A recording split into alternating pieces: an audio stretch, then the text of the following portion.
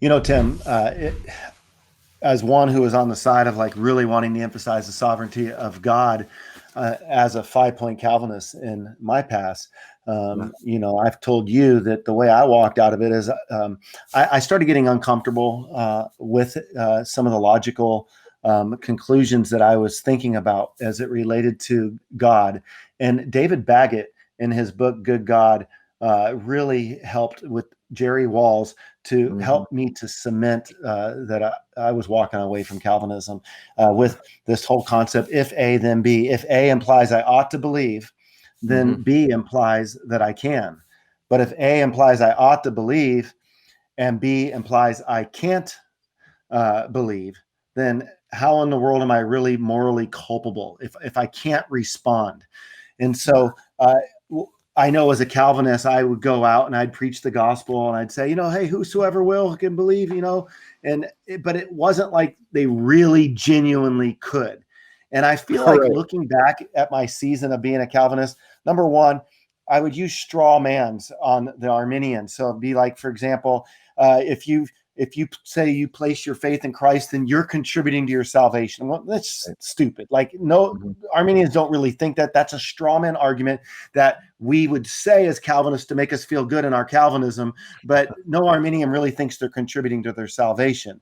Then the other thing is it related to if A implies I ought to believe, B implies I can believe. That resonated. But if I can't believe, then I thought, wow, Christianity is starting to sound like Allahism. Fatalism, like I realized that I wanted to emphasize, and I think many Calvinists do, which is great. We want to talk about how sovereign God is, but I think that we've overdefined the word into fatalism, and we have to redefine what we mean by sovereignty. And so we got to get down to some definitions, and I know you'll help us do that today, but I just wondered if you had some of the same experience of fatalism and feeling some of that in your experience.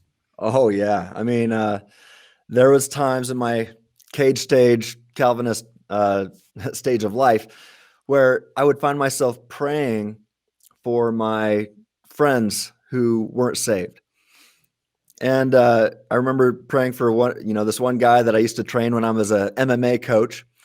And I was praying for him one night. My son was just a little guy still. He was probably only 4, 5 years old. He's a senior now. Yeah, so this was back in the day, and I was praying. I was in the other room in my office praying, and my son was playing video games, I remember. And anyway, I'm praying, and I was like, well, why am I wasting time praying for this guy? God knows if he's elect or not. God will either elect him or he won't. He's been elect before the foundations of the world, or he hasn't been. As Calvin said, those who are damned are doomed from the womb. So I started thinking about those things. I'm like, I don't need to pray. I'll just go play video games with my son. And I did. So, I mean, when I started thinking about the logical outworkings of the view, even with prayer, it actually hindered my prayers. And especially when I started thinking about exhaustive divine determinism, when I stopped praying, I just figured and realized, I should say, oh, well, God stopped me from praying. God made me play video games with my son. Look what God made me do. Look what you made me do. So anyway, because of this, I actually, in the last chapter, at the end of the last chapter in my book, I discuss how prayer works and how Molinism shows that prayer actually makes a difference, and how God can still be sovereign over your prayers, even though you're free and responsible for your prayers. So I tried in the last chapter, I try to take all this academic, systematic theology and philosophy and bring it down to the streets, if you will, showing how it doesn't just help with apologetics, but how it helps with pastoral issues and just everyday Christian life when it comes to sharing the gospel or praying or, and other things like that. So. Well, I hope you enjoyed that video with Dr. Tim Stratton.